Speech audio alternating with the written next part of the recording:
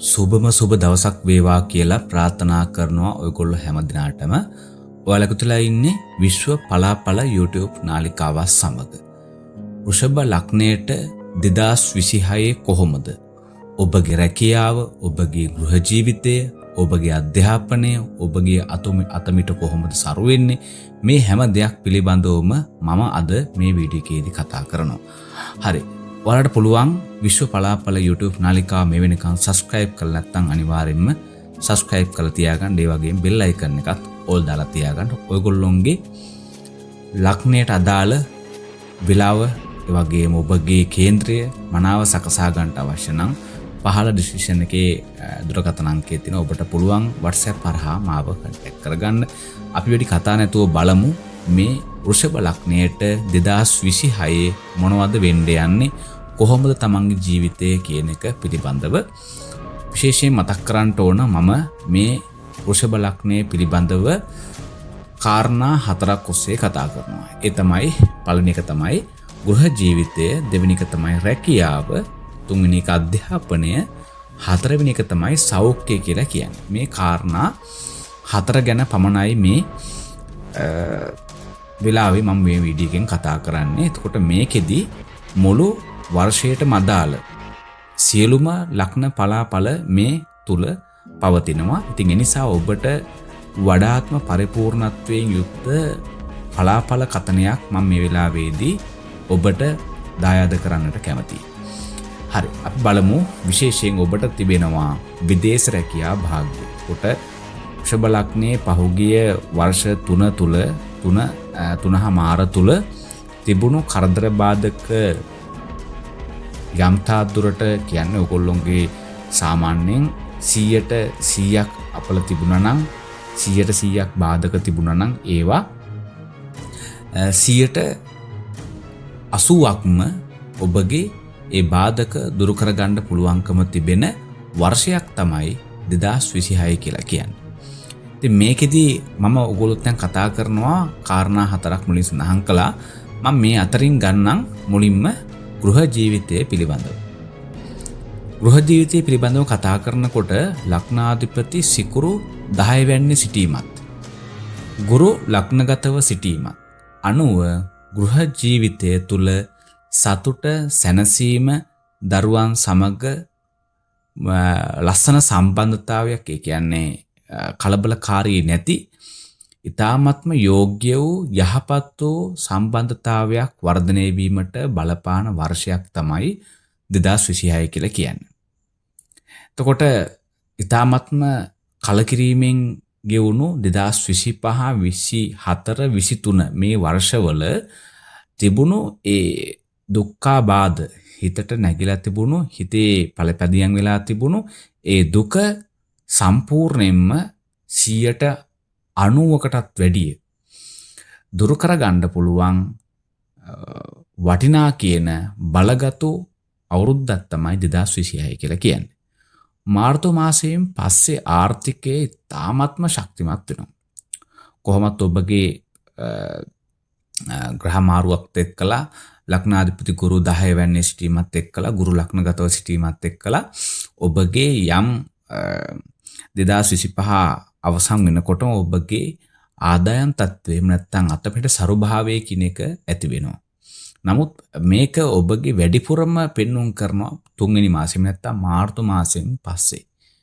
ඒ වගේම ඔබට වැඩිහිටි අයගේ ආදරය, ඒ වගේම සෙනෙහස, ගෞරවය ලබා ගන්න පුළුවන්කම තිබෙනවා. ඒ හරහා ඔබට යම්කිසි දේපලක් ලැබෙන්න තියෙනවා නම් ඒවත් අනිවාර්යයෙන් ඔබට ලැබෙනවා. ඉතින් ඒ නිසා බොහොම ඉවසීමෙන් කටයුතු කළොත් ඔබට මේ අවුරුද්ද ඔබගේ ජීවිතේ හොඳම අවුරුද්ද කරගන්න පුළුවන් වසරක් හැටියට මට සඳහන් කරන්න පුළුවන් මේ වෘෂභ ලග්නය පිළිබඳව 2026 දී. මුල් මාස 2-3 තුල ප්‍රමාද වූ විවාහ දරුඵල සාර්ථක වෙනවා. නැත්නම් මල්ඵල ගන්නවනවා, මල්ඵල ගැන්වෙනවා. ඒ දෙවෙනි සහ තුන්වෙනි මාස පහ වුණාට පස්සේ. ඉතින් ඒ නිසා කලබල වෙන්න එපා. කලබල වුණොත් එහෙම අර කියනවානේ කොරස් කටටත් අද්දා ගන්න බෑ කියලා. ඒ නිසා කලබල වෙන්නේ නැතුව ඔබ මේ වර්ෂයට මුහුණ දුන්නොත් ඔබ මේ කියන චාරිත්‍ර ඊළඟට ඔබට මේ ඇතිවෙලා තිබෙන රෝගාබාධයන් වලට ඒ කියන නිසියාකාල පිළියම් යෙදුවොත් ඔබට පුළුවන්කම තිබෙනවා 2026 වර්ෂයේ සුබ කරගන්නට. සසයෝගයේ, ජයයෝගයේ, සුනපායෝගයේ, ඔභේචාරී යෝග මේවා යෙදිලා තියෙන නිසා 2026ට මේවා යෙදිලා තියෙන නිසා ඔබට පුළුවන්කම තිබෙනවා සියලුම දේවල් වලින් සුබ ඵල අත් කරගන්න. ඔබ ව්‍යාපාර කටයුත්තක් සිද්ධ කරන්න බලාපොරොත්තු වෙනවා නම් කිසිම බයක් සැකක් ඇති කරගන්න එපා. ඒක අත ගහන්න. ඉතින් ගොඩක් වෙලාවට ඔබට පුළුවන්කම තිබෙන්නේ මේකෙන් වැඩිපුර ප්‍රතිඵල ලබා ගන්න දෙවෙනි සහ තුන්වෙනි මාස වලින් පස්සේ. ඉතින් ඒ නිසා ඔබට ඔබගේ ජීවිතයේ හොඳම අවුරුද්ද කරගන්න මේ 2026 කියන එක මම මතක් කරනවා. ඉතින් මේ ටික තමයි ගෘහ ජීවිතයේ සම්බන්ධව ඔබට කතා කරන්න ඔබට කියන්න පුළුවන්කම තිබෙන්නේ. ඊළඟට දෙවෙනි කාරණාව තමයි රැකියාව කියන්නේ. එතකොට මේකත් අපේ ජීවිතයේ ඉතාමත්ම වැදගත් දේ. රැකියාව සහ ව්‍යාපාර කියන මේ කටයුතු දෙක. එතකොට රැකියාව කියන මේ තැනදී කරන කියන රැකී ආරක්ෂා කටයුතු ඉතාමත්ම දියුණු භාවයට පත් වෙනවා. ඉතින් මේක පහුගිය අවුරුදු වල යම් කිසි අඩාලත්වයක් තිබුණා නම් ව්‍යාපාර නොසිතූ විදිහට කඩාගෙන වැටුණා නම් මේ අවුරුද්දේ ඔබ දියුණුවටම පත් වෙනවා. ඒ වගේම අප්‍රේල් මාසයෙන් පස්සේ කියන ඔබ යම් කිසි ආයතනයක යම් තනතුරක් දරනවා නම් ඒ තනතුර උසස් වීමක් දක්වා අරගෙන යන්න පුළුවන් පරිසරයක් නිර්මාණය වෙනවා. ඉතින් ඒ නිසා මම අර මුලින් සඳහන් කළා වගේ ඉවසීමෙන් කටයුතු කරන්න. ආදායම වැඩි වෙනවා. ඉතින් විදේශ රැකියා, දුර බැහැර රැකියා ඔබට හිමි වෙන්න තියෙන ප්‍රවණතාවය වැඩි. ඉතින් ඒ වගේම තමයි ඔබට විශේෂයෙන් දියුණුව ලබන්න පුළුවන්කම තිබෙන්නේ කෘෂි කාර්මික කටයුතු වලින්. ඉතින් අනිකුත් ව්‍යාපාර කටයුතු වලුත් ඔබට දියුණුව ලබන්න පුළුවන්. මම නැහැ කියන්නේ. නමුත් ඔබගේ ලග්නයට අනුව ඔබට වැඩියක් කියන්නේ 100ට අනෙක් ලග්න වලට වැඩිය අනෙක් ව්‍යාපාර වලට වැඩිය 75%ක්ම ඔබට වැඩියක් දියුණුව පෙන්눔 කරන්නේ කෘෂිකාර්මික අංශයෙන්. ඉතින් ඒ නිසා ඒ පිළිබඳව සැලකිලිමත් වෙන්න. ඉතින් මේ කියන රැකී ආරක්ෂාව සම්බන්ධව කතා කරනකොට ඔබට කිසිදු විපතක් සිද්ධ වෙන්නේ නැහැ ව්‍යාපාර වලට සහ රැකියාවට. ඉතින් ඒ නිසා ඒ පිළිබඳව ඔබ දුක් විය යුතු නැහැ, කනගාටු විය යුතු නැහැ. ඒ වගේම සිතේ සැකයක් ඇති කරගත යුතු නැහැ ඔබගේ රැකියාව හෝ ඔබගේ ව්‍යාපාරය පිළිබඳව. ඉතින් මේ ටික තමයි මට ඔයගොල්ලොන්ට රැකියාව පිළිබඳව උෂභ ලග්නය හිමි ඔබගේ රැකියාව පිළිබඳව ව්‍යාපාර පිළිබඳව සඳහන් කරන්න තියෙන්නේ. තුන්වෙනි කාරණාව තමයි විශේෂයෙන් දරුවන් සම්බන්ධයෙන් කතා කරනකොට අධ්‍යාපනය.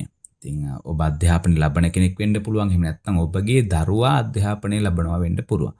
ඉතින් ගුරු ලග්නගතව කේතු පහවැන්නේ සිටීම නිසා ඉගෙනීමේ කටයුතු වලට හොඳ කාලයක්, හොඳ ග්‍රහ බලයක් මේ 2026 වර්ෂයේ ඔබට ලැබෙනවා.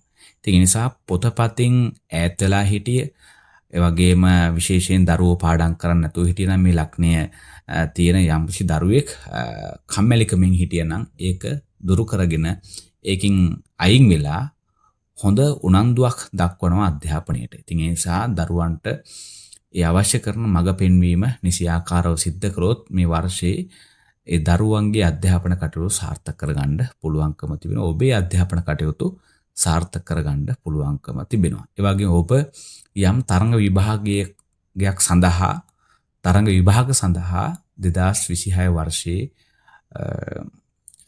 යොමු වෙනවා නම්, එහෙම නැත්නම් ඒ කටයුතු වලට සහභාගී වෙනවා නම් ඔබට ඉතාමත්ම සාර්ථක ප්‍රතිඵල මේ අවුරුද්දේ ලබා ගන්න පුළුවන්කම තිබෙනවා. ඉතින් අධ්‍යාපනයෙන් ඉතාමත්ම දියුණුවක් ලබන්න පුළුවන් වර්ෂයක් තමයි මේ 2026 වර්ෂය කියලා කියන්නේ. ඒ වගේම නීති ශාස්ත්‍රය තුලින් දක්ෂයන් බිහි වෙන වර්ෂයක්. ඒතකොට ඔබ නීති ශාස්ත්‍රයට යොමු වෙන්න උත්සාහ කරනවා නම්, ඒ වගේම නීති ශාස්ත්‍රය පිළිබඳව ඉගෙන ගන්න අවශ්‍ය කරනවා නම් ඒ සඳහා හොඳම වර්ෂය තමයි 2026 කියලා කියන්නේ. ඉතින් මෙහෙම බලනකොට ඔබට අර කියනවනේ වැල්ලෙත් බඹරේ කැරගෙනවා කියලා අන්න එහෙම කාලයක් තමයි මේ ඔබට ඇවිල්ලා තියෙන්නේ. ඉතින් ඒ නිසා මේ කාලය මගහැර ගන්න එපා. මේ කාලයෙන් උපරිම ප්‍රයෝජන ගන්න. ඉතින් මේ ප්‍රයෝජන ගත්තේ නැත්නම් ඔබට පස්සේ පසුතැවෙන්න සිද්ධ වෙනවා. ඉතින් ඔබගේ නරක පුරුදු අයින් කරලා දාලා මේ හොඳ පුරුදු ඇති කරගෙන මේ දේවල් වලට ප්‍රමුඛත්වය දුන්නොත් ඔබේ ජීවිතයේ යහපත් බවට නොසිතූ විදිහටපත් වෙනවා. ඉතින් හතරවෙනි කාරණාව. එතකොට ඔබට අධ්‍යාපනය සම්බන්ධව කතා කරේ තුන්වෙනි කාරණාව. ඉතින් මේ සම්බන්ධව කිසිම ගැටලුවක් නැහැ ඔබගේ. ඉතින් සෞඛ්‍ය පිළිබඳව හතරවෙනි කාරණාව තමයි සෞඛ්‍යය. එතකොට මේක තමයි අපිට වැදගත්ම දේ. කියන්නේ අපිට කොච්චර කෝටි 100ක් තිබුණත් වැඩක් නැහැ අපිට කැන්සර් එකක් එහෙම නැත්නම් පිළිකාවක් තියෙනවා නම් අපිට ලොකු ලෙඩක් තියෙනවා නම්. ඉතින් ඒ නිසා බුදුරජාණන් වහන්සේ දේශනා කරලා තියෙනවානේ ආරෝග්‍ය පරමා ලාභ. නිරෝගී බව තමයි උතුම්ම ලාභය. ඉතින් ඒ නිසා ඒ ලාභය ඇති කරගන්න අපි හොඳ සෞඛ්‍ය පුරුදු වලින් යුක්ත වෙන්න ඕන. ඉතින් ඔබට වෘෂභ ලග්නයට අනුව 2026 ඔබ කොහොමද පරිස්සම් වෙන්න ඕන? උට සෞඛ්‍ය පිළිබඳව කොහොමද ඔබ කටයුතු කරන්න ඕන කියන එක තමයි මම මේ වෙලාවේ සඳහන් කරන්නේ. ඉතින් ඔබගේ ලග්නයට අනුව රුධිර පීඩනය වැනි අසනීප තියෙනවා නම් ඒවා පිළිබඳව නිසි ප්‍රතිකාරවලට යොමු වීම ඉතාමත්ම අවශ්‍යයි. ඉතින් ඉදිරි වාසය තුළ ඔබ මේ වගේ තමයි පීඩාවටපත් වෙන්නේ. කියන්නේ ඔබගේ රුධිර කියන්නේ ඔබ අනවශ්‍ය විදිහට ඔබගේ පීඩනය වැඩි කරගන්න එපා. ප්‍රශ්නයක් ආවට පස්සේ ඒ ප්‍රශ්නෙට තමන් ගොඩක් ටෙන්ෂන් වෙලා එහෙම නැත්නම් කලබල වෙලා පීඩනයකට පත් වෙලා ඔබ ඒ තුලින් ඔබගේ රුධිර පීඩනය වැඩි වෙලා ඔබ ගොඩක් අසනීප වෙන්න පුළුවන්. ඉතින් ඒ නිසා ඒ වගේ තත්යකටපත් වෙන්න එපා. ඉතින් ඒ වගේම තමයි ඔබට උපතේදී 12 සහ 11 යන රාශිවල සඳු පිහිටා තියෙනවා නම් ඒ රාෂ්ට කපල බලපවත්වනවා. ඔබට මං කිව්ව එක වැටහෙන්න ඇති.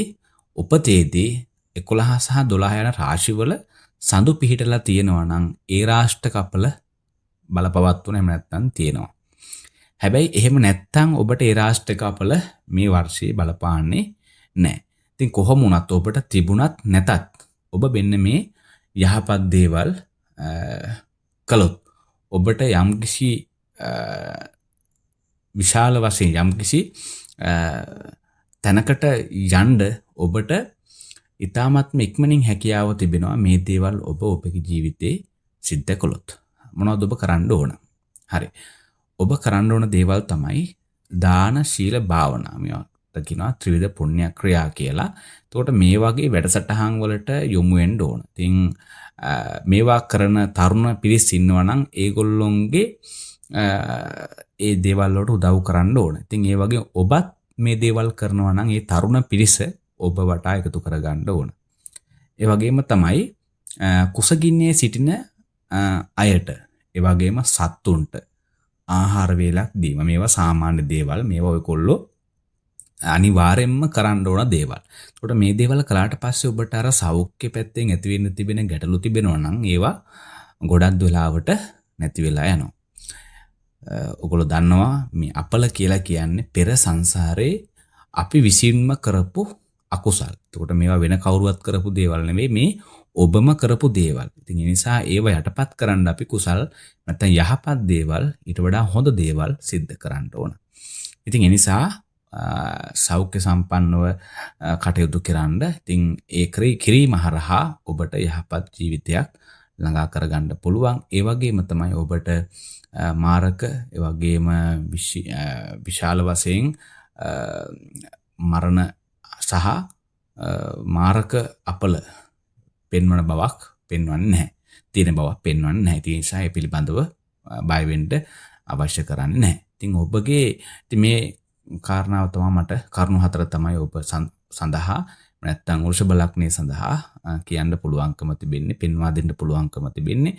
ඉතින් ඔබගේ ලග්නයට අනුව සුබ අංක තමයි 5 6 8. සුබ අංක තමයි 5 6 8. සුබ වර්ණය ලා රෝස සුදු. ඒ වගේම තමයි සුබ දවස්. ඒ කියන්නේ ඔබ රැකියාවකට පිටත් වෙලා යනවා, ව්‍යාපාරයක් ආරම්භ කරනවා නම් මෙන්න මේ දවස් තමයි ඔබට සුබ. මොනවද? බදාදා, සිකුරාදා, ඉරිදා. මේ දවස් ඉතාම විශේෂයි.